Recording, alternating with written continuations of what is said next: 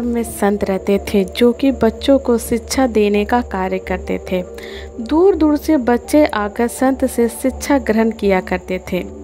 एक दिन उनके आश्रम में एक नया शिष्य आता है। शिष्य का स्वागत संत अच्छे से करते हैं और उसका परिचय अन्य शिष्यों से करवाते हैं। नया शिष्य चोरी करने की भावना से आश्रम में रहने आता है। जब भी उसे मौका मिलता वो अन्य शिष्यों का सामान चोरी कर लेता। वहीं एक दिन कुछ शिष्य उसे चोरी करते हुए पकड़ लेते हैं और उसे फौरन संत के पास ले जाते हैं। संत को शिष्य बताते हैं कि किस तरह से वो उनका सामान चोरी कर रहा था। शिष्यों की बात सुनने के बाद चोरी करने वाले लड़के को संत कुछ नहीं कहते हैं और सभी शिष्यों को वापस भेज देते हैं। संत द्वारा चोरी करने पर कुछ ना कहे जाने पर हर कोई हैरान हो जाता है। वहीं कुछ दिनों बाद फिर वही लड़का चोरी करते हुए पकड़ा जाता है।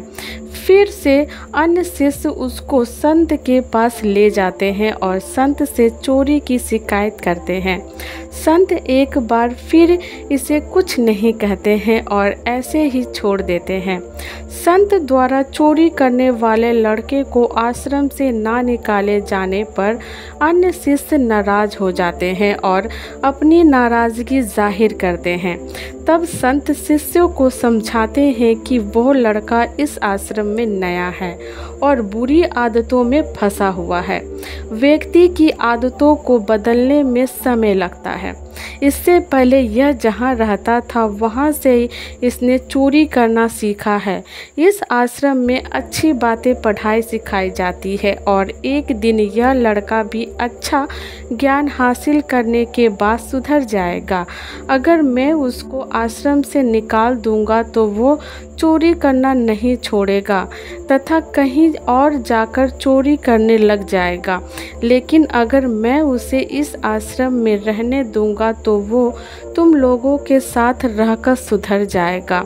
संत की बात सुनकर शिष्यों को अपनी गलती का एहसास हो गया और सभी शिष्यों को यह समझ आ गया कि अच्छे माहौल में रहने से और अच्छे बातें सुनने से बुरा व्यक्ति भी सही रास्ते पे आ जाता है। सभी शिष्य संत से क्षमा मांगते हैं और वादा करते हैं कि वे उस लड़के को सुधारने में संत की मदद करेगा। इस कहानी से हमें यह शिक्षा मिलती है कि जिन लोगों के अंदर बुरी आदतें होती हैं उन्हें सज़ा देने की जगह अच्छा ज्ञान दे ताकि वो सुधर जाए और एक बेहतर इंसान बन पाए। धन्यवाद।